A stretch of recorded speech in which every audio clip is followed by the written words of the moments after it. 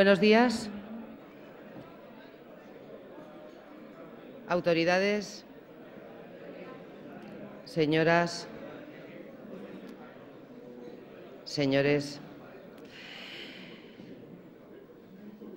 En nombre de Nueva Economía Forum, les doy una vez más la bienvenida a la Tribuna Andalucía del Foro Europa, que organiza con la colaboración y el patrocinio tanto de Asisa como de Vodafone. Hoy tenemos el placer de contar con la intervención, con la presencia del consejero de Economía y Conocimiento de la Junta de Andalucía, don Antonio Ramírez de Arellano López, quien va a ser presentado por el defensor universitario de la Universidad de Sevilla, don Fernando Álvarez Osorio. Sin más dilación, la tribuna es suya.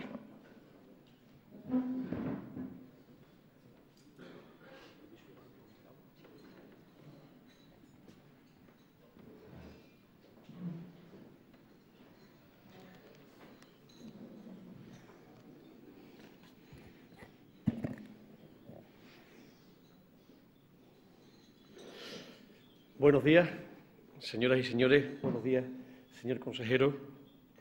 Y muchísimas gracias por haberme brindado la oportunidad de hacer esta presentación.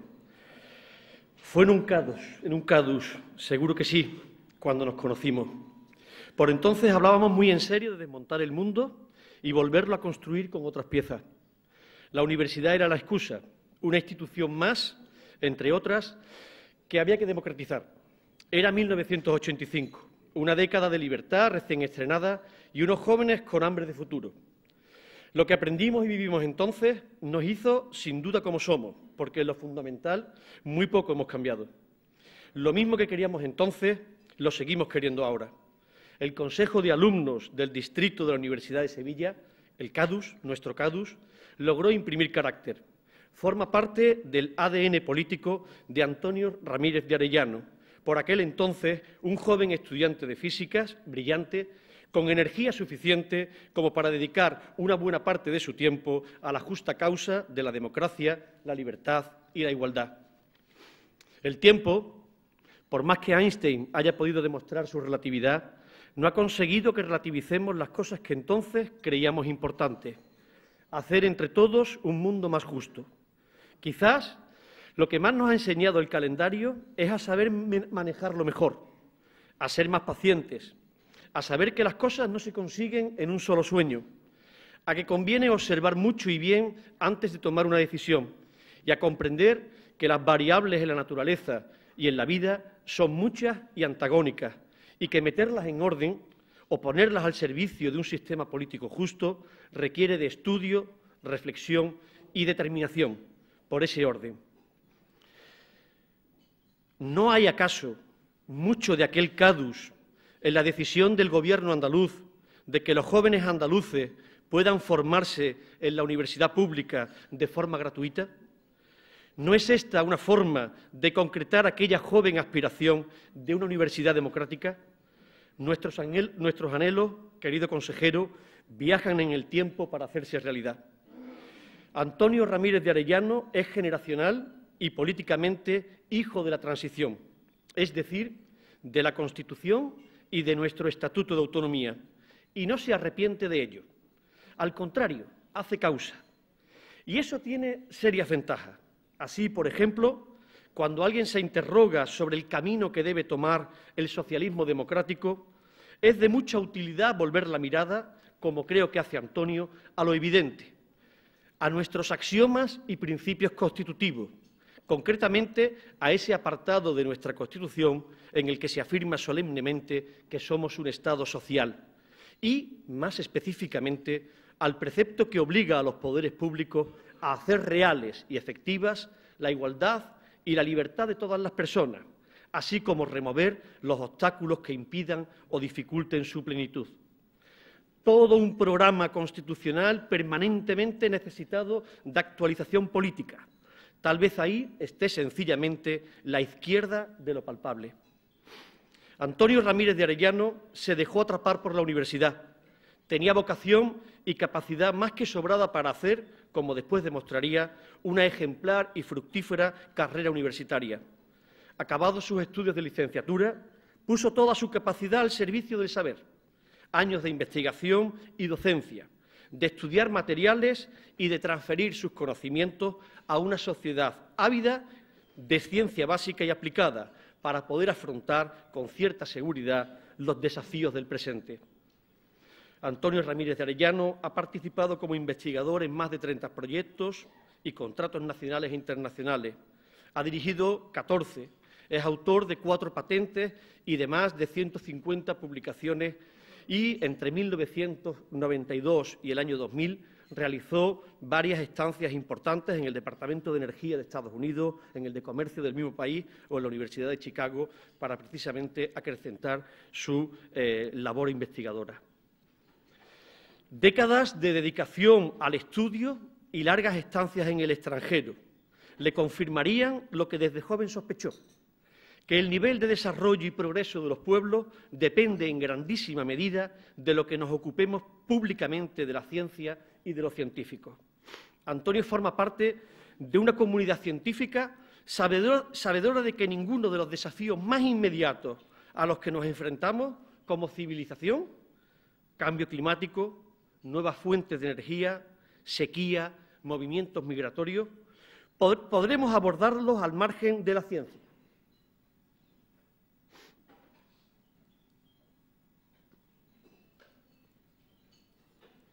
Dicho de otro modo, el doctor Ramírez de Arellano es firme en su convicción de que cuidar la ciencia hoy es apostar por el futuro de las generaciones venideras.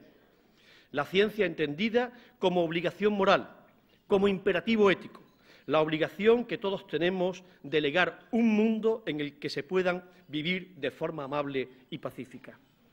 Este ha sido siempre su leitmotiv. Asimismo, es conocedor de que este justo fin, el de la igualdad vital, se alcanza mejor si las patentes de los descubrimientos quedan bajo la custodia del poder público democrático, evitando así que la ciencia sea fuente de desigualdad. Esta dimensión ética del hacer universitario lo llevaría en su periplo académico a otra dimensión, la de gestor de la casa universitaria. No podía ser de otro modo, mucho menos para los que sabemos que quien le propuso dar el salto fue el matemático y rector Miguel Florencio. Todos estos elementos, tomados en su conjunto, creaban una tentación de difícil resistencia. Empieza a trabajar para la comunidad científica como director del CITIUS, hasta que, pasado algunos años, es elegido por el claustro de la universidad para ponerse al frente de la misma. Sin embargo, ocupase el puesto que ocupase, y no han sido pocos, la finalidad con la que ha prestado su servicio a la comunidad universitaria ha sido siempre la misma: el que la institución retorne con creces a la sociedad lo que ésta le presta. Antonio Ramírez de Arellano ha sido rector de la universidad del año 12 al año 15. Antes ocuparía los distintos cargos que a continuación les menciono. Diversos puestos en el equipo de canal de la Facultad de Física, coordinador del Vicerrectorado de Investigación, como dije antes, director del CITIUS, vicerrector de posgrado y doctorado, vicerrector de infraestructura y, finalmente, rector de la universidad. En su paso por todos ellos, como digo, dejaría huella, pero permítanme que aquí les traiga solo uno de sus muchos logros, el que creo que quizás resume mejor su legado. En plena crisis económica, en los momentos más duros de los recortes, el rector Ramírez de Arellano supo mantener incólume el capital más importante del que dispone la universidad, el humano, transmitiendo seguridad en medio de una terrible tormenta. Fue buen capitán. Pues bien, hoy y desde hace 2 años y medio, si no he contado mal, Antonio Ramírez de Arellano es consejero de Economía y Conocimiento de la Junta de Andalucía. La presidenta Susana Díaz lo llamó para formar parte de su gobierno, poniéndolo al frente de la consejería en la que se combinan, creo que acertadamente, el impulso y planificación de la actividad económica de Andalucía con el fomento de la investigación científico-técnica y la transferencia de ese conocimiento. Hay en su biografía política, hemos de reconocerlo, una inercia que siempre lo deriva hacia la gestión del valor añadido. Entonces los de la universidad, ahora los de una tierra, Andalucía, con recursos humanos y materiales óptimos para que el crecimiento, el empleo de calidad y el respeto al medio ambiente sean una realidad. Me he guardado para el final que Antonio Ramírez de Arellano es catedrático de Física de la Materia Condensada. Y ahora que se lo he descubierto, les habrá ocurrido a la mayoría de ustedes como a mí, que siempre me he preguntado que qué será eso de la física de la materia condensada. Por lo que he podido averiguar, que no ha sido mucho, es la parte de la física que se ocupa de estudiar las propiedades macroscópicas de los materiales en su fase condensada, normalmente en su estado sólido o líquido. Pero como imagino que esto tampoco les dice gran cosa, recurriré a algo más elemental para tratar de explicarlo. Observen un momento el móvil que tienen en su bolsillo o encima de la mesa. Ese diminuto aparato está compuesto de cientos de materiales diferentes que los físicos de la materia condensada han ido descubriendo y manipulando de forma tal que, si no hubiese sido por ello, esos aparatos que nos conectan con el mundo no existirían. Pero si esto les parece poco, les añadiré algo de mayor calado. De las futuras investigaciones que aporten los científicos que se ocupan de la física de la materia condensada, de los materiales nuevos que descubran y del sesudo ingenio con que sean capaces de alterarlos, dependerá en gran medida, y sin ánimo de exagerar, el futuro de la humanidad.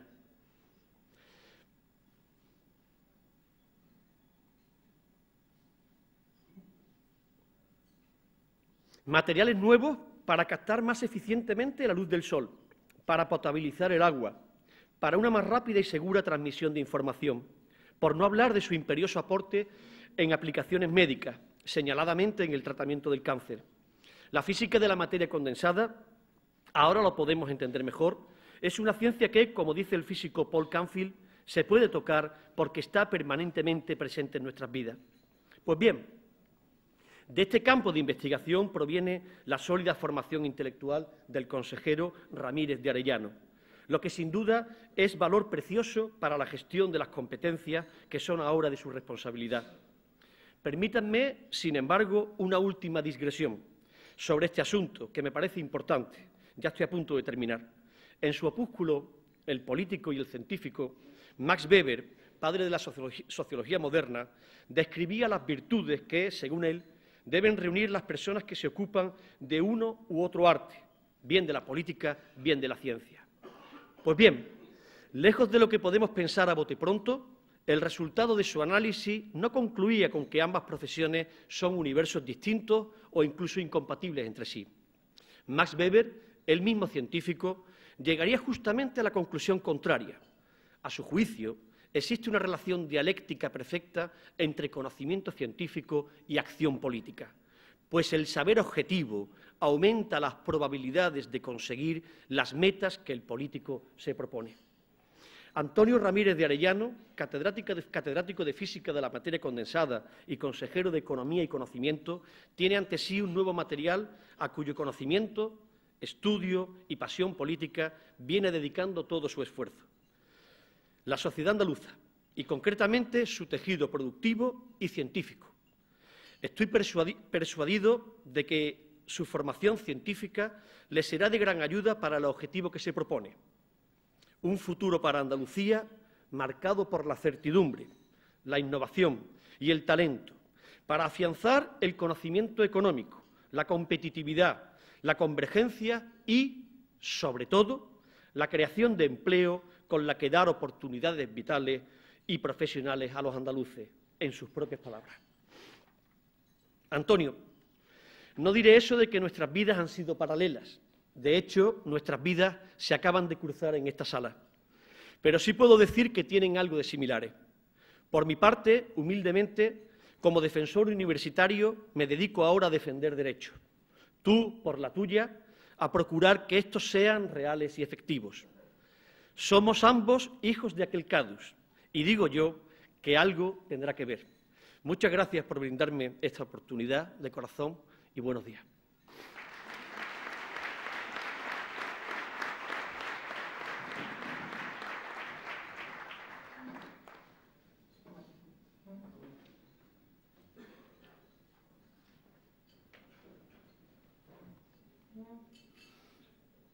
Empiezo mi intervención agradeciendo, en primer lugar, no puede ser de otra manera, a Nueva Economía por su invitación a participar en esta edición del Fórum Europa, en su tribuna Andalucía.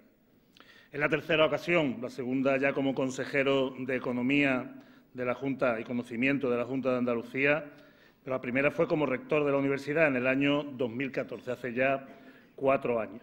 Saludo a las autoridades presentes, tanto como de instituciones, de empresas aquí representadas y especialmente, no puede ser de otra manera, a nuestros patrocinadores. A todos los asistentes les agradezco su presencia hoy aquí. Gracias también, por supuesto, al profesor Álvarez Osorio, al amigo Fernando, por su presentación, por tu presentación, porque es difícil llamarnos de usted después de tantas cuitas, como digo. El paso del tiempo, como han podido comprobar, hace que uno pueda ir diciendo que tiene amigos desde hace décadas, lo cual, cuando uno es joven, quizá le parezca algo completamente imposible. Amigos de esos a los que no hace falta ver todos los días, pero que tranquiliza saber que simplemente están. Amigos que además van añadiendo la admiración profesional, una brillante trayectoria al currículum originario de aquellos juveniles socios de múltiples cuitas.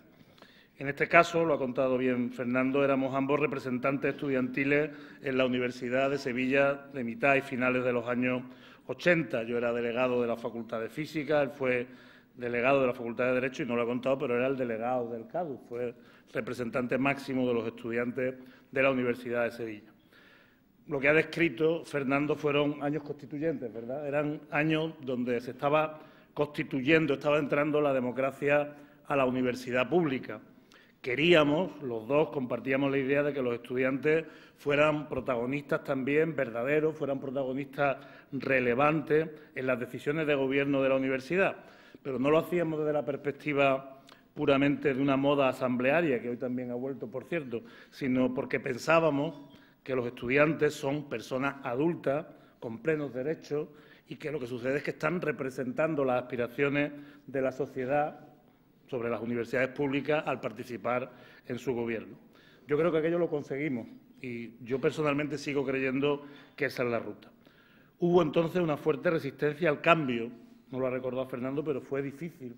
Se provocó un bloqueo institucional que se terminó resolviendo mediante dosis no pequeñas de liderazgo, de generosidad, de lealtad, de diálogo, de consenso y amplias mayorías. Yo creo que esos fueron los ingredientes de aquel enorme esfuerzo.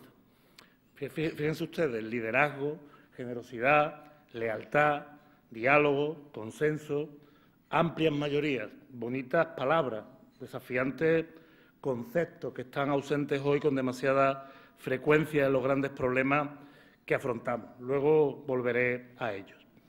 Años más tarde volvimos a coincidir Fernando y yo como jóvenes miembros, aunque de segundo nivel, todo hay que decirlo, del equipo del rector Miguel Florencio. Las cariñosas palabras que han escuchado de Fernando son pues el resultado de años de trabajo y de compromisos compartidos en muchos momentos, de los que quiero dejar aquí hoy constancia.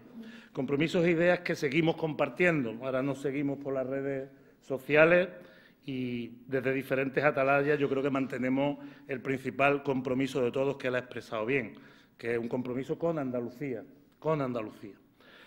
No es costumbre hacerlo, no es costumbre ponerle título a la intervención en foros de este tipo, pero hoy me parecía importante ponérselo y recordarlo aquí para empezar.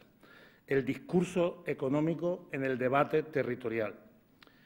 Quisiera convencerles de que esta es una cuestión que no se puede soslayar, que es preliminar a cualquier otra consideración. Quisiera convencerles de que es fundamental plantearnos nuevas preguntas y, sobre todo, convencerles de que Andalucía debe ser protagonista en la construcción de las respuestas, porque al lograrlas entre todos estaremos materializando el proyecto de país, el proyecto de España para las próximas décadas, que el momento, en el fondo, es lo que nos está demandando. Cualquier persona con mentalidad derrotista podría considerar que el planteamiento es demasiado difícil por prolijo, por extenso, pero no. Como decía hace pocos días Felipe González, debemos aspirar a construir un proyecto de España que quepa en 3 folios, cuyo valor sea el consenso por encima de todo. Y reconozco que esto sí es difícil, pero justamente por lo contrario a prolijo, es difícil por conciso. De nuevo, momentos constituyentes, ¿verdad, Fernando?, en nuestro país. Otra vez se requerirían dosis no pequeñas de liderazgo, de generosidad, de lealtad, de diálogo, de consenso y, de nuevo, amplias mayorías. Partimos de tener esto sobre la mesa. ¿Es realista pensar que los lograremos en algún momento cercano?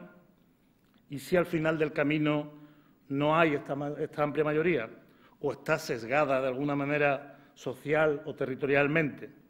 ¿Y si en lugar de ofrecerle a los españoles un referéndum, que hay que recordar que significa refrendar un acuerdo previo ampliamente trabajado, se les termina planteando, como muchos querrían, un plebiscito, que verdaderamente, como hemos visto en estos últimos años, su único logro es dividir a la sociedad, es generar confrontación? Se escuchan muchas veces legítimamente planteamientos de ideas, fórmulas jurídicas para la estructura de Estado, pero me pregunto si esta es la dinámica correcta. Les pido que cambiemos un momento de plano. Imaginen por un momento que son jóvenes, deciden comenzar un proyecto de vida independiente con su pareja. ¿Y cuál es la primera pregunta que se van a plantear? Estoy seguro de que todos nos preguntaremos primero de qué vamos a vivir y después probablemente resolveremos, analizaremos si seremos pareja de hecho, nos casaremos por lo civil o por alguna confesión religiosa, pero antes nos preguntaremos de qué vamos a vivir. Es decir, la pregunta económica suele ser previa a la pregunta jurídica y, sin duda, ambas son igual de importantes. No es un orden de prelación de importancia, porque las respuestas a las dos preguntas tienen que ser coherentes. En nuestra actual Constitución, la pregunta económica que se hizo parece respondida con diligencia y brevedad. Dice la Constitución, lo ha dicho bien Fernando, que queremos ser una economía social de mercado, es decir, una economía regida por el mercado que genere suficiente riqueza y recursos para lograr, y la Constitución lo expresa en otros lugares, la equidad y la igualdad de oportunidades, que de esa manera materializan el fin social que plantea la Constitución. Pero, ¿es esto todo lo que sucedió en su momento? Pues evidentemente no. Les pido que recuerden los pactos de la Moncloa, previos a la propia Constitución de 1978, un año antes de que el Congreso de los Diputados aprobara la Constitución y que fuéramos a referéndum, se llegaba al acuerdo de los pactos de la Moncloa, con muchas derivadas. Pero también hay que recordar que en aquel momento se solicitó el ingreso de España, de manera, digamos, más formal que en casos anteriores, con expectativas ciertas, de ingresar en la Comunidad Económica Europea, se llamaba en aquel momento, que también fueron acuerdos constituyentes en nuestro país. Se plantearon y se respondieron como preguntas económicas. ¿Han escuchado a alguien hablar de estas cuestiones hoy? ¿Está el futuro económico de nuestro país, su riqueza global, su distribución entre las personas y entre los territorios, fuera del ámbito de las decisiones políticas que hay que tomar en el debate territorial y constitucional? Puede que nos quieran hacer creer esto, puede que nos quieran hacer creer que está fuera y que, de hecho, es un debate que incluso a algunos les convenga evitar. Pero les cuestiono, ¿le interesa a Andalucía que esté fuera del debate de las cuestiones económicas y solo hablemos de cuestiones formales, jurídicas, de estructura territorial y de Estado? También importante. Lo que sí es seguro es que, a priori, a las regiones más ricas de España no les adorna ninguna virtud, ni a las menos ricas ningún vicio, ninguna virtud y ningún vicio atávico. Todo lo que sucede es el resultado de decisiones políticas en su momento. Por eso, cualquier balanza interregional es inherentemente injusta y no representa realmente la cuestión de fondo. Permítanme que les describa brevemente algunas evidencias que necesitan ser consideradas. Les recuerdo, en todo caso, que cada Gobierno tiene su ámbito de responsabilidad. A veces nos confundimos y creemos que vivimos en una especie de confederación de Estados, pero no, tenemos una estructura constitucional que asigna responsabilidades distintas a cada Gobierno. Pero todos los Gobiernos, desde los locales al Gobierno de la Nación, somos Estados y, en mucha medida, también ya la Unión Europea.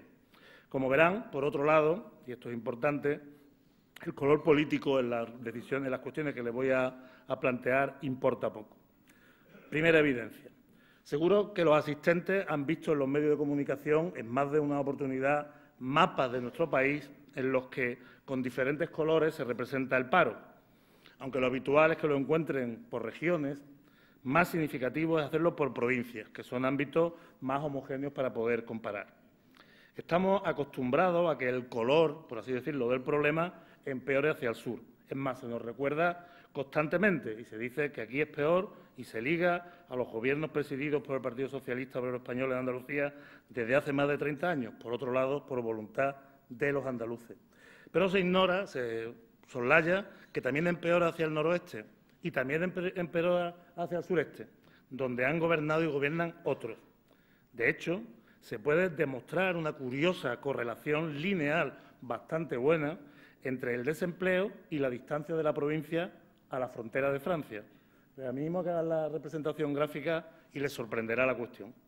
¿Por qué sucede esto? Les animo también a que lo reflexionen, porque es un asunto estructural relevante, no neutral, sobre el que debemos hablar, sobre si lo desean, podemos hablar en el turno de preguntas, excede a la longitud de este discurso.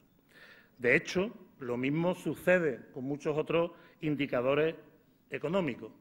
También le traslado la pregunta, ¿cambian estos mapas de indicadores económicos a lo largo del tiempo?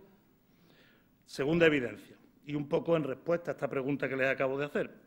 La evolución de los indicadores de los que les he hablado es el resultado, como es lógico, del desarrollo económico regional. En general, todo nuestro país ha ido mejor. España, de hecho, es un caso de estudio en positivo de crecimiento económico en las últimas 4 décadas, además en simultáneo con profundos cambios políticos y sociales, aunque la cuestión tiene matices.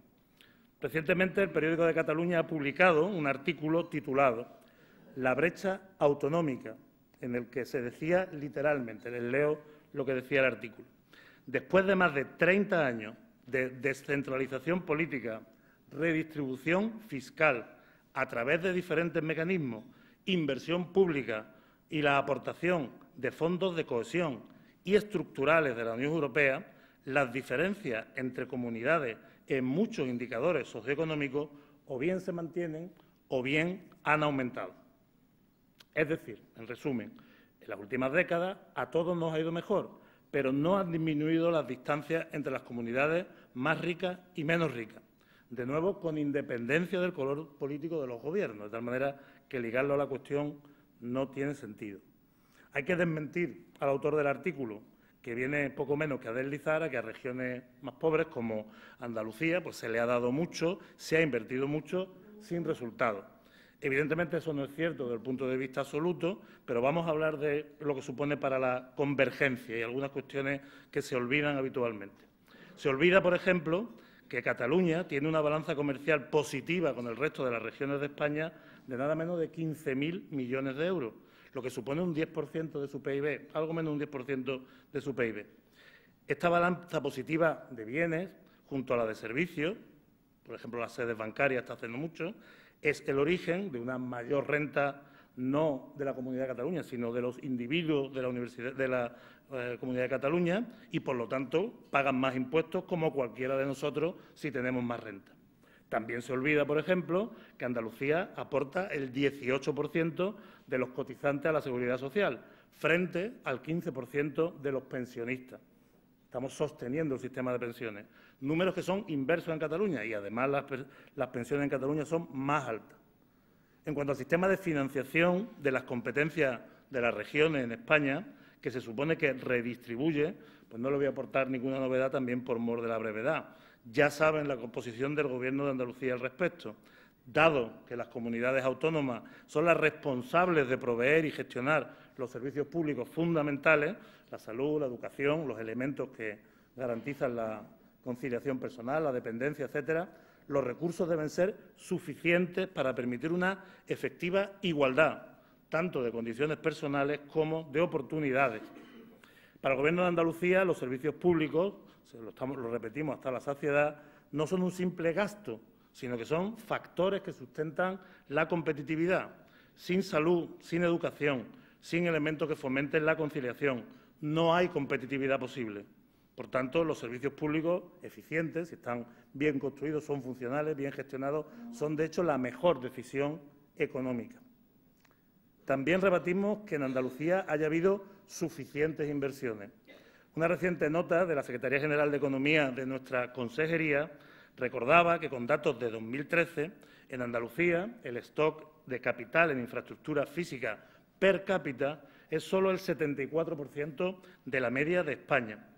Se pone de manifiesto, de nuevo, una correlación preocupante entre el PIB per cápita y diversos indicadores, entre ellos nada menos que el stock de capital, que refleja las inversiones y que nos deja de nuevo a la cola. La realidad, de nuevo ocultada de manera oportuna, es que entre las regiones más pobladas, que son con las que nos tenemos que comparar, Cataluña es la más beneficiada de nuevo junto a Madrid. El Gobierno de España debiera corregir esto con inversiones adicionales, no solo para infraestructuras físicas, y aquí conecto con parte de la intervención de Fernando, sino también para innovación, para I+D+I. Debería haber inversiones en estas cuestiones adicionales en Andalucía si el objetivo es la convergencia económica. Y esto no lo hace el Gobierno de España. De hecho, también en I+D+I las principales inversiones han tenido y tienen como destino Madrid y Cataluña, aunque aquí hay que decir más bien Madrid y Barcelona, que es donde va, que le digo, el 80% de las principales inversiones en I+D+I del Gobierno de España. En los últimos años, lo que está sucediendo, de hecho, con los fondos europeos es que el Gobierno de España simplemente los sustituye las inversiones propias por esos fondos europeos estructurales, por lo tanto, se está bloqueando el efecto de convergencia de los mismos. También, por ejemplo, a Andalucía llegan más recursos del Fondo Social Europeo que a otras regiones, por las razones que conocen muy bien. Sin embargo, el Gobierno de España en los últimos años también los considera suficientes y nos niega un plan de empleo que sí está concediendo a otras regiones. Y tercera evidencia, ya mirando al futuro. Los datos también nos hablan de un asunto que requiere una reflexión en cuanto a proyecto de país. Desde el año 2012, con la implantación de la reforma laboral, da muchas vueltas alrededor de la reforma laboral, pero realmente lo que sucede es que hay que derogarla porque ya no estamos en la situación de recesión del año 2012 y se construyó para ese fin, de tal manera que ahora mismo es un freno al desarrollo equilibrado de la economía, todo lo contrario de lo que se nos quiere plantear. Pues, como digo, como consecuencia de esa reforma laboral en la que se pretendía una bajada de salario, pues hemos logrado el dudoso mérito de que el salario medio de los empleados en su primer año es de 1.230 euros al mes. Es el salario promedio en su primer año, mientras que el de los nuevos pensionistas es 1.330 euros, es decir, 100 euros más. Evidentemente, se nos dice de inmediato que esto es insostenible a largo plazo. Parece razonable, pero ¿cuál es la solución? Hay voces que plantean asumir la situación, estamos derrotados y, por lo tanto, la receta es salarios bajos, menos pensiones y ahorro privado. Y yo me pregunto, ¿ahorro de dónde? Porque con estos salarios, ¿de dónde va a ahorrar la gente? Y, por otro lado, me pregunto, ¿es este el país que queremos o queremos un país con buenos salarios y buenas pensiones? Porque nunca se habla de esta cuestión en este debate constitucional, debate territorial. Es quizá inexorable, no hay alternativa a ese país de salarios bajos y bajas pensiones en el que Andalucía está retrasada frente al resto de regiones eternamente. Esta es la única propuesta que tenemos que escuchar. Si no hay inversiones en infraestructuras productivas, si no hay inversiones en I+D+I suficientes, si no se apuesta por el potencial de las personas a través de los servicios públicos eficientes y funcionales que le he hablado, probablemente sí es inexorable. En su mayor parte, de hecho, estas cuestiones exceden a las competencias de los gobiernos regionales, cuyo objetivo, sobre todo, es las cuestiones que rodean a los servicios públicos y algunas cuestiones estructurales. Pero, desde luego, este es un debate de país. Además, excede también incluso a la clase política, en mi opinión. La sociedad civil y sus líderes también son actores fundamentales y deberían estar en este debate. Resulta evidente que hay alternativas y creo que por ellas cabe apostar. Hay indicadores diversos a considerar, pero por mor de la brevedad les voy a pedir que reflexionen también sobre la fotografía que nos está ofreciendo en los últimos tiempos, sobre todo los últimos datos, nuestras exportaciones. Es una radiografía parcial de la economía andaluza, pero es interesante. La economía andaluza hoy es en general muy abierta. La verdad es que siempre que a Andalucía le ha ido bien desde el punto de vista económico ha sido en un contexto de economía abierta. Siempre ha sido así a lo largo de nuestra historia. También le pido que lo reflexionen. Los proteccionismos para defender los intereses de otras regiones siempre nos han ido muy mal, por cierto. Turismo, es un sector abierto, los servicios profesionales y técnicos al exterior, hoy muy pujantes, pero las exportaciones de bienes son de especial interés tanto cualitativo como cuantitativo. En 2017, de enero a noviembre, hemos superado ya los 28.000 millones de euros en ventas al exterior, de los cuales hemos obtenido 1.400 millones de euros de superávit. El número del superávit, además, tiene una especial significación, dado que por Andalucía entra la mayor parte de los productos energéticos que se transforman en gasolina y otros productos y que condicionan nuestra balanza. Si no entraran por Andalucía, nuestra balanza sería enormemente positiva, pero el simple hecho del precio del petróleo pues cambia nuestra balanza. En este periodo mantenemos una notable, históricamente siempre ha sido muy deficitaria, por lo tanto, pero en este momento mantenemos superávit. Esperamos cerrar el año con unos 30.000 millones de euros de bienes vendidos en el exterior, lo cual significa casi triplicar las exportaciones de antes de la recesión. Exportamos, además, y por eso le digo que la radiografía es interesante, lo mismo, casi lo mismo, de hecho ya algo más, en productos aeroespaciales, cerca de 3.000 millones de euros, nada menos, que de aceite de oliva, que es lo que pensamos que más vendemos. Evidentemente, sí, seguimos siendo grandes vendedores de aceite de oliva, casi 2.800 millones de euros de venta en esos 11 primeros meses. Y somos los líderes en ambas cuestiones, los líderes nacionales. Las empresas andaluzas compiten en el mercado también de los productos agroalimentarios, cada vez con más presencia de productos transformados. De hecho, 1 de cada 3 euros de estas exportaciones de Andalucía son alimentos y bebidas. Pero también, y es poco conocido, hay productos de alta y media tecnología. Más de 5.800 millones de euros en este sector, con un crecimiento del 43%, que es 7 veces más, digo 7 veces más que el crecimiento de la media de España. En resumen, como consideración general, llegó la recesión, alguien optó por la devaluación interna como medida de ajuste, por otro lado, alguien está encantado políticamente con que la devaluación interna sea una opción política, le parece bien, esa austeridad, convencida. Pues lo que sucedió es que, siendo España nuestro principal mercado, la depresión por la devaluación interna que entró a España tuvo efectos que fueron y siguen siendo graves para Andalucía. Pero lo que hicieron nuestras empresas, nuestros emprendedores y sus trabajadores, porque aquí es una labor colectiva, pues respondieron vendiendo fuera, buscaron la competitividad global, trayendo riqueza del exterior, que es el verdadero objetivo de una economía abierta. Y el hecho es que han tenido éxito. Y eso es en base al talento y al esfuerzo, a la formación de las personas. Todo ese esfuerzo de los gobiernos se materializa así. Y, de hecho, hay que reconocer que es su mérito. Hace unos días conocíamos que la producción industrial se sitúa ya en el 80% de la capacidad del país.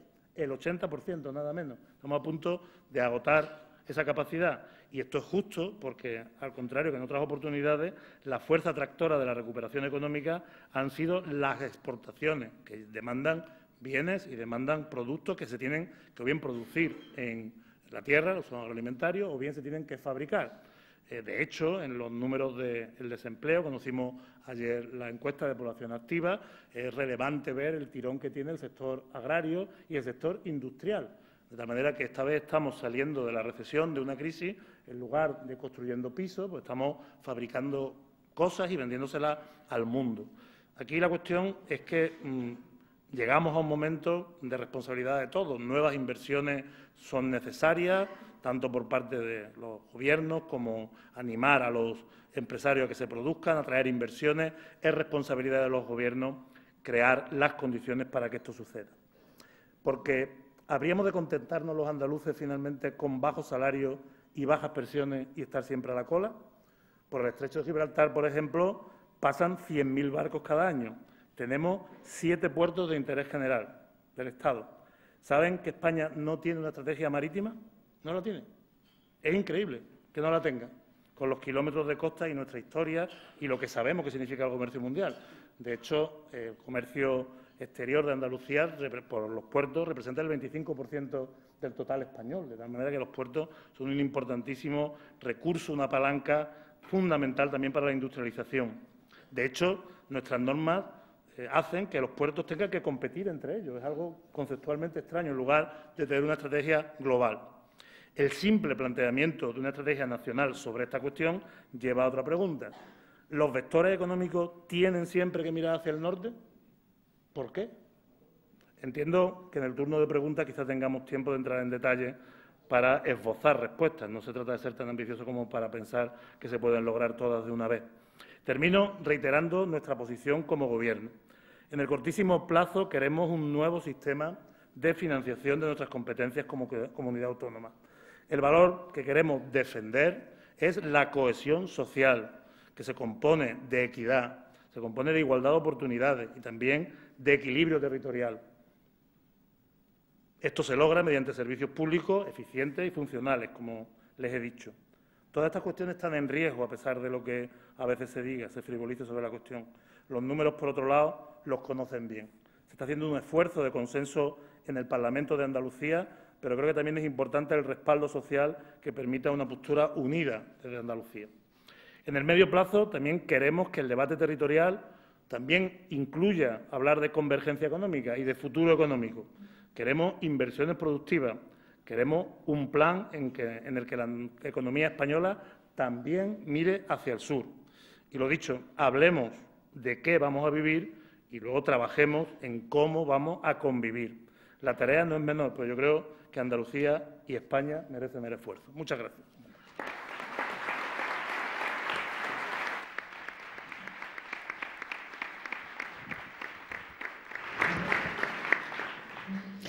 Muchísimas gracias, consejero. Esta es la tercera ocasión que tenemos oportunidad de compartir tribuna y hay una cuestión que siempre me llama muchísimo la atención de usted y es que es un gran reivindicador de la ideología. Esto que parece que ahora no se lleva y que parece que no sirve para nada. Y usted siempre es y deja claro y muy presente qué es lo que piensa y cuál es su línea ideológica y también lo que marca indudablemente su línea de trabajo. ¿Por qué esa reivindicación de la ideología, consejero? Pues quizá, como bien ha dicho Fernando, por una cuestión formativa. La disciplina originaria de mi formación es la física. Luego, como saben los presentes, pues estudié economía, nunca pensando que fuera a ejercerla profesionalmente, en este caso además de una responsabilidad de esta naturaleza. Porque también la economía comparte con la física, la parte teórica de la economía, comparte con la física la búsqueda de reglas generales simples que nos hagan comprender la dinámica de los problemas. Es decir, se nos entrena para elevar el tiro, para, en lugar de preocuparnos por pensar que la naturaleza de las cosas está en un ejemplo, pues buscar la coherencia general, y yo creo que eso es positivo, ¿no? Se habla incluso de política, de micropolítica. Con las redes sociales yo propondría incluso otra palabra, la nanopolítica, ¿no? Porque hoy en día casi estamos hablando entre individuos, ¿no? Ya no ni siquiera con colectivos, ¿no? Bueno, pues esa es la razón del tema. Por otro lado, dices ideología. Yo creo que siempre es muy interesante buscar la etimología de las palabras. Ideología significa transformar las ideas en palabras. Y si uno no transforma las ideas en palabras, no se puede producir el otro fenómeno relevante que tiene esta cuestión, que es el diálogo, es decir, intercambiar palabras. Si uno transforma sus ideas en palabras, las intercambia con otros, puede generar discursos que orienten, porque lo que verdaderamente creo que busca una sociedad madura y con personas que son capaces de afrontar de manera solvente los problemas, la sociedad andaluza lo es, hemos evolucionado tanto que hoy en día pues está en la situación. Pues sobre todo es ese tipo de discursos. Los empresarios, los trabajadores, los ciudadanos son capaces de orientarse. Hay que darles las condiciones. Esa debe ser la concentración fundamental de esfuerzos de los gobiernos. Y por eso me gusta elevar el tiro cuando hablamos de las cosas. Creo que a veces nos quedamos demasiado inmersos en lo pequeño y cuando nos quedamos inmersos en lo pequeño no comprendemos la dinámica general que mueve el problema. Y creo que eso es lo que tocaría hoy. Deberíamos estar analizando la dinámica general que mueve los problemas de hoy. La territorialidad, la diferencia entre territorios, comunidades, etcétera. Usted ha aportado unos datos bastante interesantes de cómo está la economía en nuestra comunidad autónoma frente a otras economías como puedan ser las de otros lugares, como Cataluña. ¿Por qué estos datos no los conoce la población? ¿Por qué Andalucía tiene la fama que tiene? ¿Por qué Cataluña, sin embargo, suele ir o adoptar, permítame, un papel victimista? ¿Qué es lo que está pasando, consejero? Pues yo creo que somos víctimas nosotros de mucho tiempo de haber escuchado un discurso derrotista. Yo a veces digo de broma a mis amigos que cuando se reclama que se haga autocrítica, le digo que yo haré autocrítica el día que vea a los que han hecho las cosas para llevarnos a la situación que estamos haciendo autocrítica. Alguna algunos responsables políticos han hecho recientemente importantes barbaridades y no se escucha hablar en ningún momento de autocrítica. De tal manera que, aunque esto va mucho con nosotros, con los andaluces, este espíritu autocrítico forma parte de nuestro senequismo histórico y nuestra forma siempre de ver las cosas, relativizándolas, pero tenemos que ser conscientes que hay que defender todos un discurso en el que no se acepten las cosas que no son verdad o tienen un origen que no se nos cuenta. Parece que la posverdad se ha inventado simplemente por las redes sociales, pero puedo usted asegurar que estaba inventada en el tiempo de los romanos, por supuesto. Nosotros somos herederos directos de los romanos, por lo tanto, está en nuestro ADN hablar, digamos, convivir con estas cuestiones. En el caso de Andalucía, la lista de asuntos que le acabo de relatar, que son solo parte de la cuestión, cuando uno se aproxima a ello, pues absolutamente demoledora. Pero de todas formas no se trata de plantear ninguna cuestión de superioridad sobre nadie, se trata de sentarse a las mesas donde se planteen los problemas sin reconocer ninguna superioridad de nadie. Andalucía llegó a el otro día, algunos datos que pasaban por mi mesa, en los años 1930 Cádiz tenía un nivel de riqueza per cápita que estaba situada en la media nacional. Cádiz era una de las provincias más ricas de España. 50 años más tarde, Cádiz, y hoy en día, es la provincia que tiene más paro.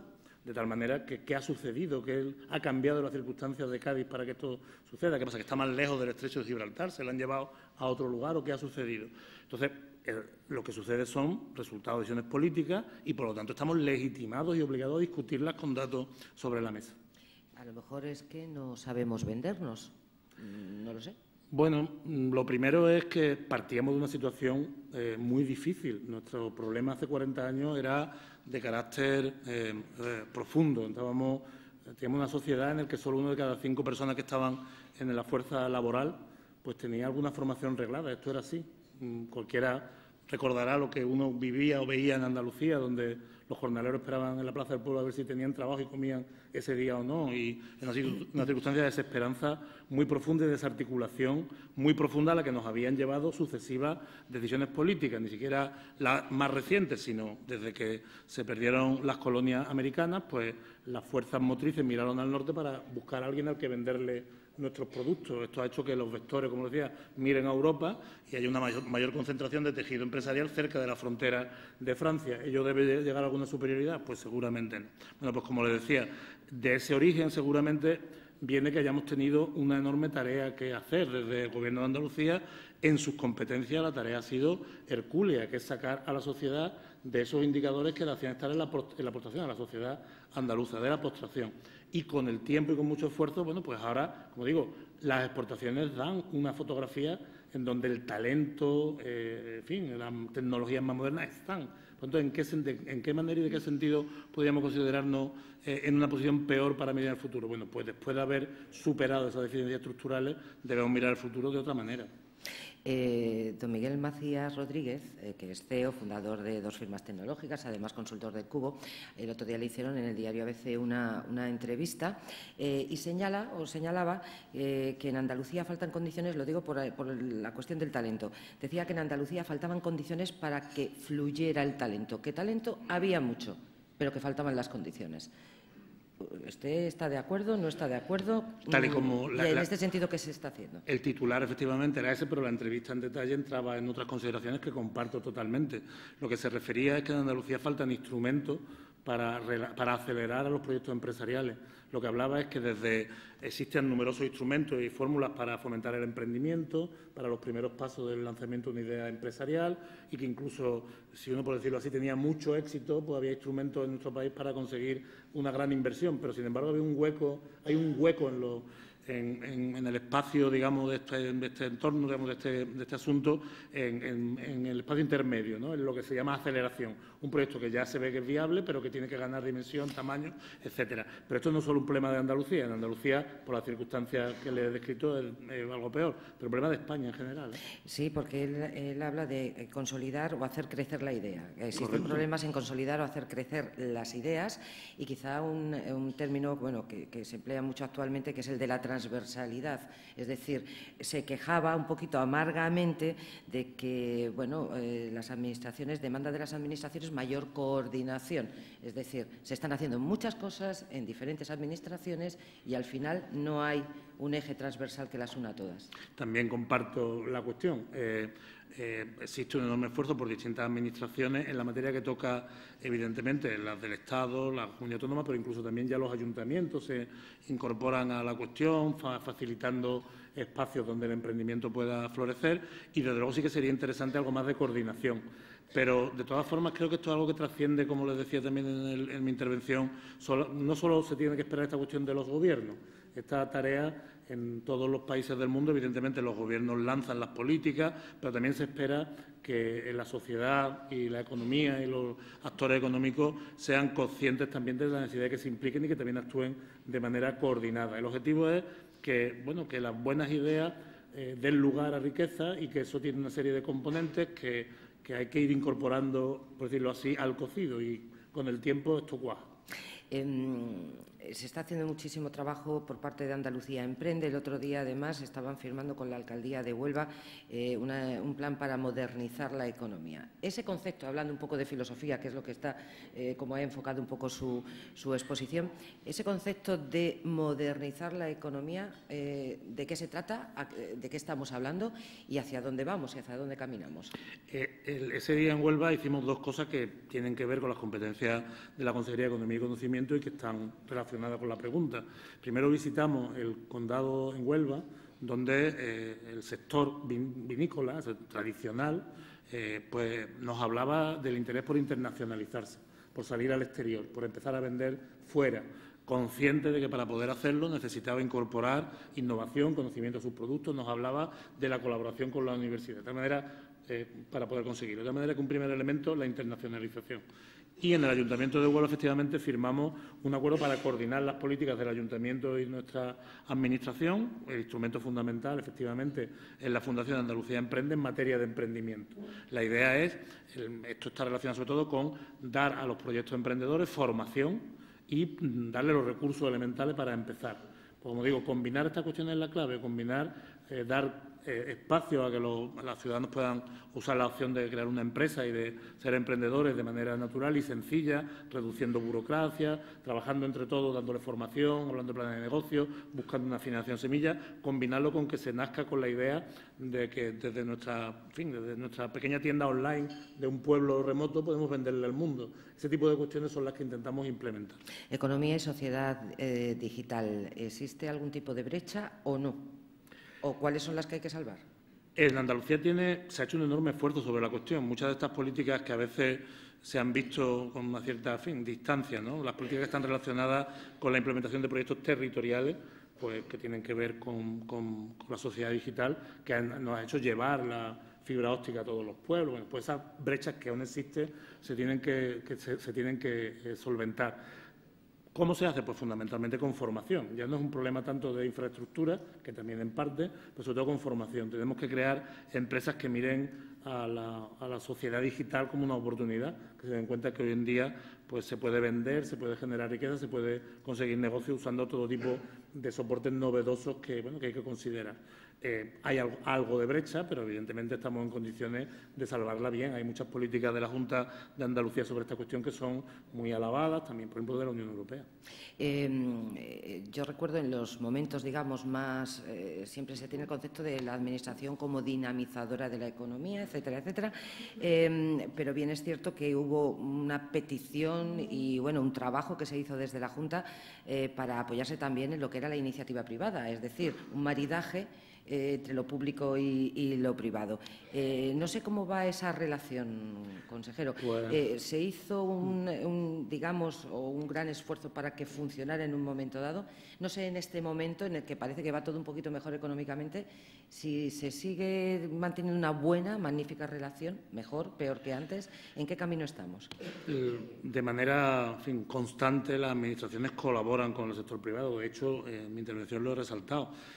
Creo que la labor de los gobiernos es crear las condiciones para que las iniciativas privadas tengan éxito. Esta es la situación. De todas formas, quizás me pregunta más concretamente por la colaboración público-privada. Público-privada, como efectivamente. fórmula. Evidentemente hay ámbitos donde esto es una cuestión completamente natural, no tiene ningún problema y se desarrolla con normalidad, pero quizás el que ha generado más, más discusión ha sido el que está relacionado con las infraestructuras. Esto requiere una reflexión. En los últimos tiempos ha habido algunos fracasos de esas colaboraciones público-privadas. El rescate de las autopistas radiales de Madrid es un ejemplo claro que requeriría una reflexión. Es un instrumento, no nos olvidemos que simplemente es un instrumento de canalizar inversiones públicas, porque finalmente lo que se está es moviendo dinero en el entorno público, evidentemente buscando el potencial de actores privados que pueden irse a entidades financieras o pueden trabajar con instituciones financieras que le permitan financiar determinadas obras. Pero a la larga esas obras hay que pagarlas del erario público, siempre es así, del bolsillo de los ciudadanos, a través de impuestos o a través de las correspondientes cuotas que se pagan pues para los peajes que se pagan a acceder a las autopistas en este caso. Bueno, pues ese tipo de cosas hay que reflexionarlas para que funcionen bien, porque son un instrumento que está sobre la mesa, pero no puede permitirse en nuestro país fracasos tan flagrantes como este, que luego no nos olvidemos que cuando no salen bien, el rescate de este tipo de proyectos recae en los bolsillos en el erario público, de manera que estamos todos llamados a hacerlo bien. No solamente los gobiernos, sino también los empresarios y también las entidades. Pero, por otro lado, no hay ningún problema conceptual de fondo sobre la cuestión. Es un instrumento más de carácter, yo lo veo, relacionado con la canalización de inversiones, como le digo, y lo que hay que hacerlo bien. ¿Es inconcebible una economía una economía de progreso, etcétera, etcétera, sin esa colaboración público-privada? Ya le digo que es permanente la colaboración público-privada. Cuando se saca una licitación pública... No, lo digo por todos aquellos que usted sabe que están reivindicando continuamente que la iniciativa, la inversión, etcétera, tiene que venir por parte de lo público. Hay una parte de los componentes de la demanda del PIB que está relacionada con la inversión pública. Eso, evidentemente, tiene que ser así. Aumentar la inversión pública, no nos olvidemos que se suele hacer a través de, si la economía, digamos, más una economía constante, recaudando más impuestos. No es compatible pedir menos impuestos y más inversión pública. Tenemos que ver el carácter dinamizador de la economía, por lo tanto, que tienen las inversiones. Pero no solamente tenemos que estar reclamando inversiones públicas, no solo. En el caso de Andalucía se reclaman porque existe un retraso estructural que está relacionado con el mundo de las inversiones públicas. Pero si solamente estuviéramos reclamando eso, estaríamos equivocándonos. Tenemos que buscar las condiciones para atraer inversiones privadas. Atraer inversiones privadas que, lógicamente, están, en general relacionadas con las circunstancias, para empezar, de recursos físicos y materiales, también el talento de las personas en las regiones, también algo que el Gobierno de Andalucía exhibe como un mérito importante, que es la estabilidad política, la certidumbre. Yo pienso, de una perspectiva de izquierda, yo en eso no me escondo, que lo que deben hacer los gobiernos es crear las condiciones para que los empresarios se animen, los emprendedores se animen a invertir y generen riqueza. Y, por supuesto, el papel, de acuerdo a lo que dice nuestra Constitución, tiene que ser generar las condiciones para que eso suceda, pero que el mercado funcione y haya elementos de igualdad de oportunidad y de equidad para las personas. Eso es un arte, como ha dicho bien Fernando, un arte, yo lo veo, me gustan mucho los toros, lo saben muchos de los presentes. El arte no es ensayar 1000 veces cómo va a hacer una faena, esto es imposible, como es natural. El toro a veces no sabemos por dónde va a salir, ¿no? Muy habitualmente, pero uno sí que entrena para estar preparado ante las circunstancias y tener un discurso o un estilo. Eso viene muy bien a la economía, la certidumbre. Se está viendo que la economía funciona mejor con certidumbre. Pero le digo otra cosa más. Si Andalucía tuviera el nivel de inversiones del Estado adecuada, ya hablando solamente de eso, y si tuviera la financiación adecuada como comunidad autónoma, estaríamos hablando probablemente de un crecimiento que sería un 0,5% más del que tenemos ahora. Estamos aproximadamente este año en el 3%, pues piensa usted en un 3,5%. Y eso sería fundamental para la convergencia. Pero es que eso significaría unos 20.000 puestos de trabajo más cada año. De tal manera que esto es algo fundamental. Pero además de eso, que sería algo que se desbordaría en sí mismo, lo que aspiramos es que esto convierta a Andalucía en una tierra donde sea más fácil generar inversiones, traer inversiones privadas, generar tejido. Las grandes empresas, una de las grandes cualidades que tienen es que a su alrededor montan sectores auxiliares que generan tejido, y es en ese tejido donde está el potencial económico de las regiones. Esto nos falta y también tenemos una responsabilidad importante de la Administración de facilitar que ese tejido nazca y crezca. El mayor tirón de nuestra economía es la agricultura y el turismo. Don Antonio Gutiérrez preguntaba Don Antonio Gutiérrez Moreno pregunta por qué no se potencia el tejido, dice, empresarial industrial en Andalucía, siendo este, señala, el verdadero empleo estable y duradero, dice. Correcto. Nosotros, entre otras cuestiones que estamos en evolución, es que tenemos un tejido industrial, empresarial en general pequeño. Esto, de nuevo, puede parecer un demérito, es que el tejido empresarial es pequeño, ¿no? Esto está relacionado con algo que intento explicar en mi presentación, con el proyecto al que atendíamos. Si nuestro objetivo como región es venderle cosas al resto de España, pues evidentemente no hace falta tener multinacionales para venderle al resto de España. Estructuras pequeñas y medianas son más que suficientes. Pero es que esas estructuras pequeñas y medianas son inadecuadas para competir internacionalmente y son inadecuadas para incorporar innovación a los procesos productivos. Y eso lastra la cuestión. Bueno, pues uno de nuestros retos justamente, y esta es la labor del Gobierno, es garantizar justamente o intentar buscar que el tejido empresarial sea sano, que el tejido empresarial sea, pues por decirle un ejemplo, si nos pareciéramos en nuestro tejido empresarial más a Baviera, que, en fin, a lo que nos parecemos, simplemente con ese cambio también tendríamos otro medio punto más de PIB. Quiero referirme que realmente nos tenemos que preguntar, hay países que son de nuestro tamaño, Suecia, por ponerle un ejemplo, más o menos de nuestro tamaño, tal, pues tiene el doble de PIB. Y evidentemente no lo han construido vendiéndose cosas entre los suecos, lo han construido vendiendo cosas al mundo, diciendo, bueno, pues esta es un poquito nuestra idea. ¿Debe hacerlo el Gobierno? Yo creo que el Gobierno debe crear las condiciones para que suceda. Y, de hecho, sucede cuando se crean las condiciones. Pero basamos nuestra acción en una profunda confianza en los empresarios, los emprendedores y los trabajadores. La formación y el impulso de los agentes de la economía son los que verdaderamente la impulsan. Por cierto, me llamó la atención en unas declaraciones suyas, hablando de los trabajadores y hablando del emprendimiento, etcétera, etcétera, dijo usted y reivindicó el potencial de la mujer para crear empresas. La importancia de la mujer a la hora del desarrollo de esta comunidad autónoma que es Andalucía. ¿En qué estriba? Dije en esas mismas declaraciones que la desigualdad era, además de injusta, era una falta de equidad, injusta, éticamente era una decisión estúpida. La desigualdad cuesta muchísimo dinero y no entiendo cómo hay sociedades que pueden considerar que sostener situaciones de desigualdad sea algo que sea natural, simplemente una decisión estúpida, económicamente hablando, además, por supuesto, de injusta y toda la lista de cuestiones éticas que compartimos sin duda. Las mujeres, igual que cualquier otro ciudadano en Andalucía, en España somos un país avanzado, pues son formadas, tienen la idea que se hace, darle oportunidades, se hace para la medida de conciliación, se hace para que pueda expresar todo su potencial, no se hace para luego, de alguna manera, cortar su progresión o crearles techos de cristal. Esto es ridículo. Entonces, la idea es que debemos sacar partido de todo ese potencial, de esos recursos humanos. Le doy otro dato. Le hablaba antes de que 1 de cada 5 andaluces en los años primeros 80 tenían alguna formación reglada. Entonces, nuestra población activa era algo menos de 2 millones de personas, porque no se había incorporado la mujer al mercado laboral de manera mayoritaria. Desde entonces se ha incorporado la mujer. Nuestra tasa de paro era superior al 20% también entonces. No se ha incorporado la mujer al mercado laboral, nuestra población ha crecido, la dinámica poblacional de Andalucía ha sido significativamente positiva comparada con el resto de España. Bueno, pues hoy en día hay 4 millones de personas en la población activa. La hemos doblado.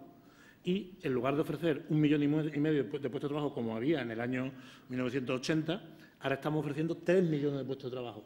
Yo creo que no hay mucha economía en el mundo que haya sido capaz de crear entre 30 años 1,5 millones de puestos de trabajo. Es algo increíble cuando se ve desde esa perspectiva. Hoy en día, si le hablaba de que 1 de cada 5 entonces tenían formación, hoy en día ya 8 de cada 9. Y además no hay diferencia entre hombres y mujeres. Los mismos valores que el resto de España, porque en aquel momento originario, mientras que en Andalucía eran 2 de cada 10, 1 de cada 5, pues en el resto de España eran 1 de cada 2. Entonces, estas cosas se han relacionado con una cuestión que me habla de la mujer. Bueno, ya hemos recuperado los niveles de emprendimiento también en el ámbito femenino en Andalucía que teníamos antes de la crisis. En Andalucía emprende, más del 40% de las empresas las crean mujeres. Las mujeres se animan, por ejemplo, a generar fórmulas de economía social muy compatibles con la mentalidad y la forma de funcionar que tiene que estar muy relacionada con la estabilidad personal, hay que comprenderlo, porque las mujeres desarrollan todavía en la familia un papel que es muy importante desde esa perspectiva, los hijos, en fin, cuestiones que hay que tener en cuenta. Bueno, pues todas estas cosas son muy positivas, están relacionadas con la visión femenina del emprendimiento y de las empresas y tienen que estar. Evidentemente, la brecha salarial, que también ha sido objeto de discusión en las últimas semanas, de nuevo, es incomprensible, es algo que es gravísimo. Dense cuenta que los empleos públicos, por ley, no puede haber desigualdad.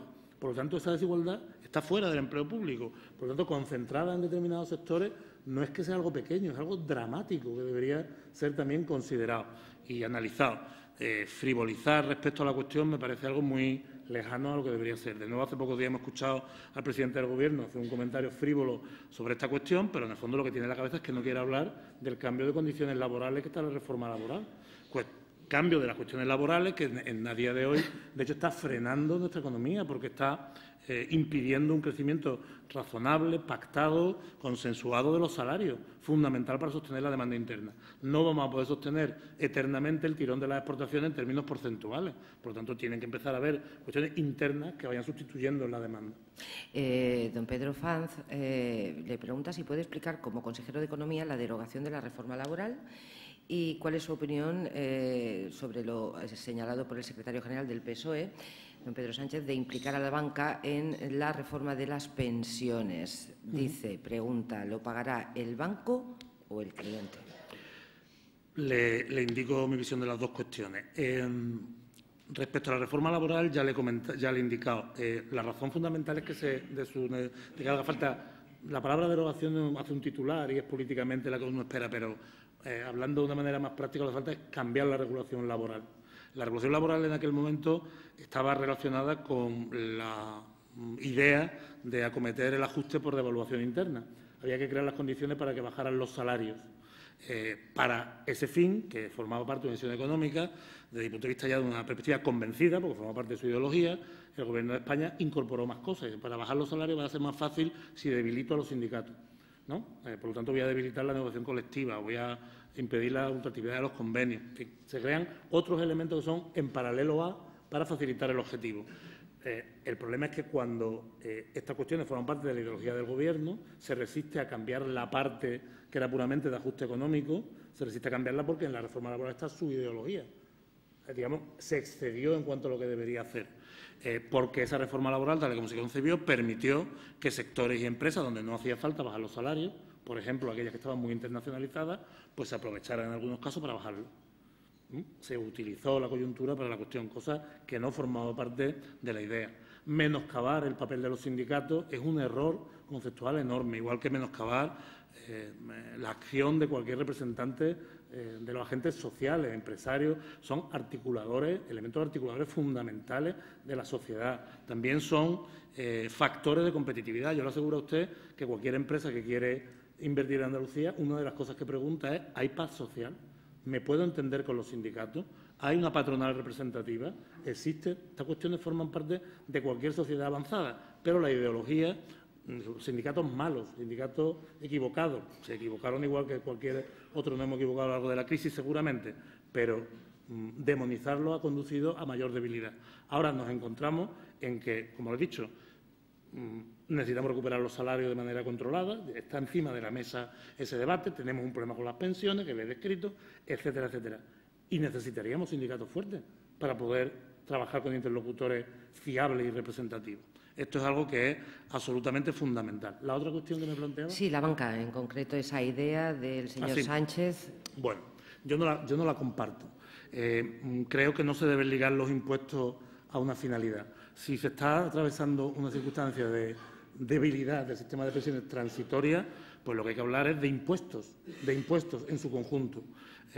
La banca es un servicio que se presta a los ciudadanos. Si por cualquier cuestión terminan pagándolo de una manera, en fin, no me parece que sea la solución. Pero vayamos a una cuestión más profunda que está relacionada también con el discurso. Evidentemente, de manera transitoria, pues se puede subir los impuestos para combatir el problema circunstancial de las pensiones. Pero en el largo plazo, el objetivo será proponer un país con mejores salarios que permitan sostener las pensiones, porque si no estamos, digamos, renunciando, estamos o concediendo la derrota en cuanto a nuestros planteamientos. No es la primera vez que ante una crisis lo primero que nos entra es temor por si nuestro sistema de protección social se va a sostener y, bueno, lo que hace falta es abordarlo. De nuevo, un inversor que viene a Andalucía también pregunta si aquí hay un sistema de pensiones que garantice que una persona esté cómoda y pueda sobrevivir bien y haya una paz y una estabilidad social, también lo pregunta. Evidentemente hay varios problemas que abordar. Uno de ellos, y sin duda está encima de la mesa, es que las pensiones, tal y como están concebidas para periodos que pueden durar décadas, pues habrá que pensar sobre ellas, pero no solamente pensando en recortarlas, hemos fracasado, no podemos sostenerlas. ¿Qué país nuevo queremos que puedan sostenerlas? Quizás sea una pregunta mejor. Hemos estado hablando de emprendimiento y siempre se me viene a la cabeza, cuando estamos hablando de trabajo, de empleo, etcétera, los autónomos, que a mí siempre me da la sensación, a lo mejor estoy equivocada, que es los que tienen ese tirón económico importante y al mismo tiempo como una especie de eslabón débil, ¿no? Que tiene muchísimas reivindicaciones y que muchas veces señalan y dicen quién verdaderamente representa a las clases medias, porque no se sienten representados. No sé qué avances se han hecho en la comunidad en los últimos tiempos, consejero, y me gustaría un poco, bueno, pues un mensaje a los autónomos y la realidad de los autónomos que nos la describiera usted. Es un asunto complejo porque bajo esa denominación autónomos hay un enorme espectro de situaciones personales y profesionales, desde autónomos muy pudientes, porque están en un sector que se lo permite, hasta, si me permite decirlo así, hasta un autónomo que tiene un puesto de dulces. Existe todo eso. De tal manera que las problemáticas son muy distintas. Y un primer error habitual que cometemos es considerar que todo es igual. Esto es importante. Otra cosa importante, y por lo que el mundo de los autónomos es complejo, es porque la persona comparte en un mismo individuo la situación del empresario y todos los problemas que tiene, y del trabajador y todos los problemas que tiene. Entonces, por ejemplo, preocupaciones del Gobierno de carácter estructural. Si esto es así, nos interesa que las personas puedan disfrutar de derechos laborales. A la vez, nos gustaría que ser autónomo desde esa perspectiva como opción, no como obligación, fuera una cuestión que desde la perspectiva empresarial fuera fácil de desarrollar ante la absoluta evidencia de que son empresarios con mayor debilidad que un empresario que tiene una sociedad mercantil con muchos recursos, ¿no? Además, también nos preocupa, también en el ámbito de los autónomos, la verdadera igualdad de oportunidades, en el sentido de que les decía, no todos parten y tienen las mismas condiciones. Nos preocupa muchísimo que la regulación laboral haya dado lugar a la emergencia de una figura que es este falso autónomo, ¿no? Una persona que ha sido despedida de una organización, pero que se ha constituido como autónomo y que acto seguido es contratada para las mismas labores que hacía con un empleo. Nos preocupa muchísimo, eso no puede ser el futuro. También nos preocupa, aunque de nuevo esto es una cuestión que trasciende al Gobierno regional individualmente, de país, europeo, ¿no? La uberización de la economía, es decir, que lo que tengamos sean plataformas que distribuyan el balón, pero de las relaciones laborales y la responsabilidad. Bueno, la reflexión sobre las relaciones laborales y sobre el mundo laboral es muy importante a día de hoy. También está sobre la mesa. Están construidas las relaciones laborales en torno a la desigualdad de condiciones y de poder del trabajador y del empresario. Y cuando esto se complica, ¿cómo lo vamos a hacer mirando al futuro? Bueno, mensaje para los autónomos, esto de la perspectiva general. Muchos de los problemas que se habla cuando se habla de la gestión de las administraciones con los autónomos están relacionados con estos asuntos. Estamos hablando de cientos de miles, millones en España de autónomos en Andalucía. Cualquier medida va destinada a un montón de ciudadanos. La gestión administrativa de todo lo que se hace es complejísima y a veces la relevancia y el impacto de las medidas es muy moderado. De todas maneras, que lo que tenemos que también es enriquecer el discurso sobre esta cuestión dándole más matices, ¿no? Estamos ya a punto de finalizar. Don Antonio Gutiérrez le pregunta si se está estudiando un plan B para mitigar, en la medida de lo posible, el mercado de la aceituna negra sevillana hacia Estados Unidos, pues con todo el conflicto que hay de los aranceles. Es decir, ¿hay plan B? ¿No hay plan B, consejero? El plan del Gobierno es estar absolutamente cerca de los empresarios. Esto es una cuestión que depende de la Unión Europea. Esto ya nos trasciende. Sí que les llamo la atención que esto no es una cuestión aislada. Nosotros, el Gobierno de Donald Trump está ensayando distintas medidas proteccionistas, saliéndose del lugar que debe, que es la Organización Mundial de Comercio. De hecho, las ayudas que ahora mismo se exhiben como argumento para implementar aranceles sobre productos internacionales son medidas aprobadas en la Organización Mundial de Comercio, porque no vale cualquier tipo de ayuda estatal o gubernamental a los sectores. Estados Unidos, por otro lado, uno de los países del mundo que más ayuda concede a sus empresarios y a su... De tal manera que por ahí no van los tiros. Estados Unidos está ensayando una nueva forma de hacer las cosas. hace pocos días habrán conocido que también se ha impuesto una tasa, una arancel a los paneles solares que se fabrican en México y en China. Está tirando Estados Unidos por una ruta que es muy preocupante, en particular porque se está saliendo de las formas de la Organización de Comercio. Como digo, depende de la Unión Europea, depende por lo tanto, el representante de la Unión Europea es el Gobierno de España, es el cauce que debemos seguir, y el Gobierno de Andalucía, desde la perspectiva de crear las condiciones, es sentarse con el sector para ver cómo podemos ayudarle en la crisis. Pero esto forma parte de una cuestión que seguramente en muchos otros sectores puede instalarse y tenemos que estar preparados. Plan B, pues bueno, hoy en día contamos afortunadamente con empresas que si dejan de exportar a Estados Unidos, le aseguro a usted que buscarán otros mercados. El mercado chino está subiendo enormemente. En todos los lugares donde aparecen potentes clases medias, curiosamente en África están empezando a aparecer, y por eso creo que también nuestra plataforma como lugar de mirar a África también es importante. Van a empezar a pedir, bueno, pues tendremos que cambiar la orientación de nuestros mercados. Pero esa es una de nuestras fortalezas, ahora somos capaces de hacerlo. No solo le vendemos a la Unión Europea, vendemos al mundo. Les ayudaremos a hacerlo, para eso está Extenda, para eso ese debe ser el plan B. Si ese mercado se nos cierra por una circunstancia que no superen, lo que tenemos que buscar es otro mercado. Muy brevemente, universidad, ya sabemos que el esfuerzo económico que se ha hecho en Andalucía con el tema de las matrículas, etcétera, pero se está preparando o está preparando, no sé, la universidad, los alumnos, no sé cómo se está arbitrando desde la Administración también el hecho de ¿será posible la absorción de tanto alumnado que hay en la universidad en el mercado laboral en un futuro? Esta queja que hay siempre de que tienen que irse fuera, etcétera, porque aquí no hay lugar para que trabajen. No sé, desde la Administración se está trabajando para esa absorción en el mercado laboral de tanto estudiante, permítanme que lo diga de esta manera tan coloquial.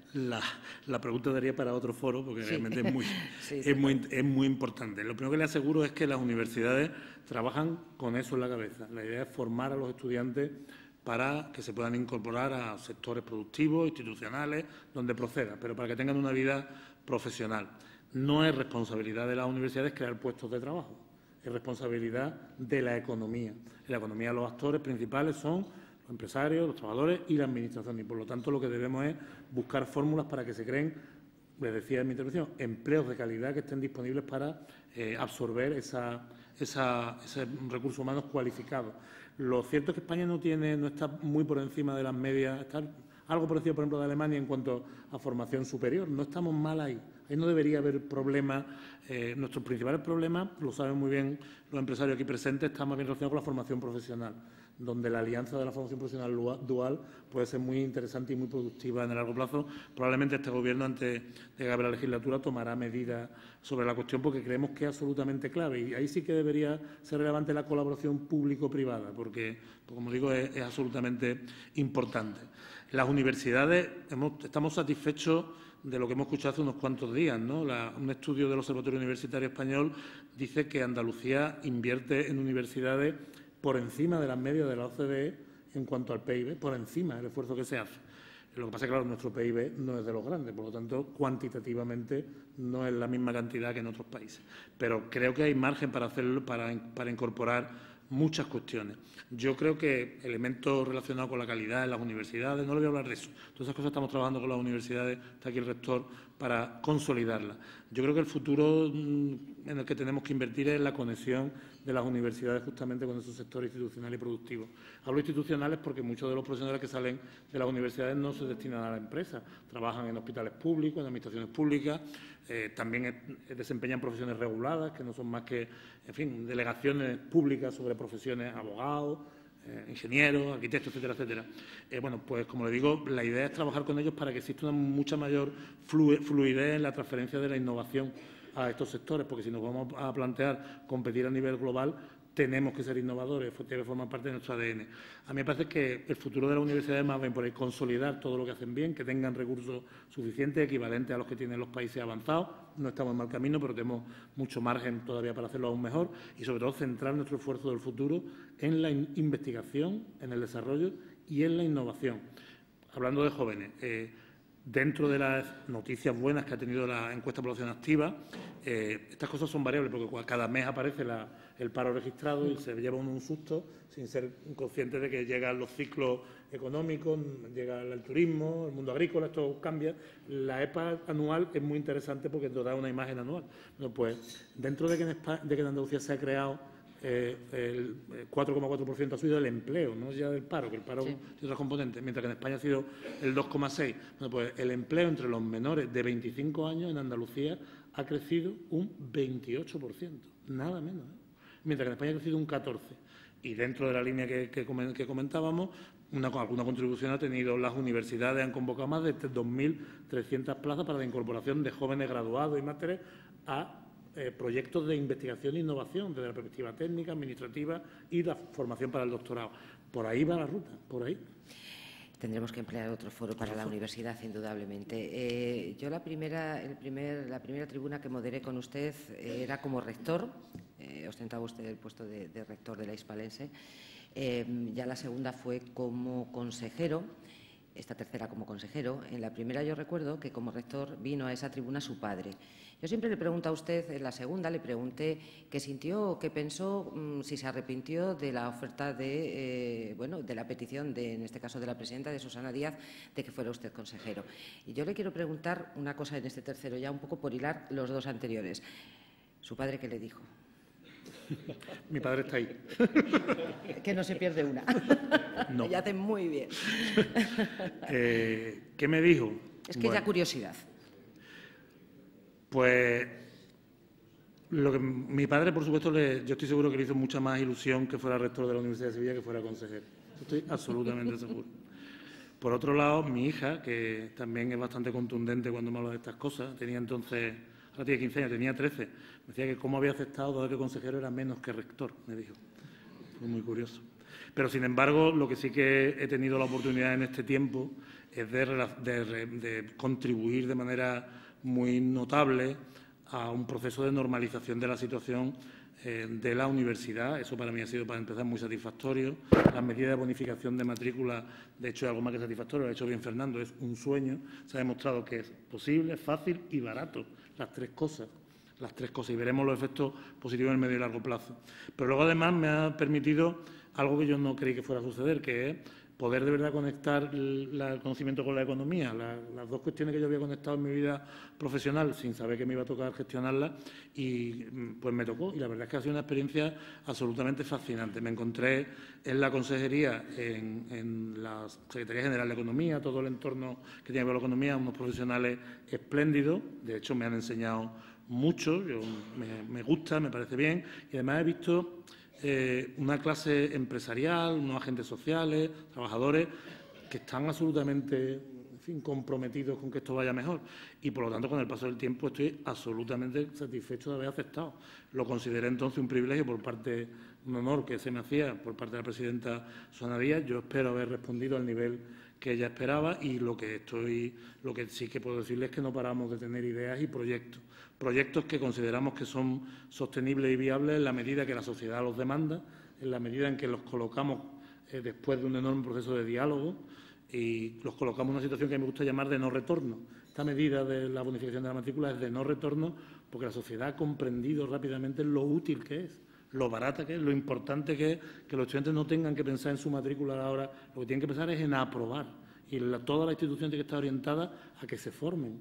Pues ese tipo de cuestiones me gustaría, creo que este Gobierno tendrá todavía momentos importantes de aquí al final de la legislatura, porque en el cajón de proyectos todavía hay muchos que son muy importantes y van a hacerlo para la sociedad de una perspectiva así, de cuestiones profundas, de cuestiones relevantes, de una visión progresista de la sociedad. Y pues una de las cuestiones que más me ha gustado en los últimos días es ver que Andalucía ha sido, en esta cuestión particular, referente de políticas progresistas para España. Esto es algo que me gustaría que se convirtiera en una costumbre. La reivindicación de la ideología. Muchísimas gracias, consejero.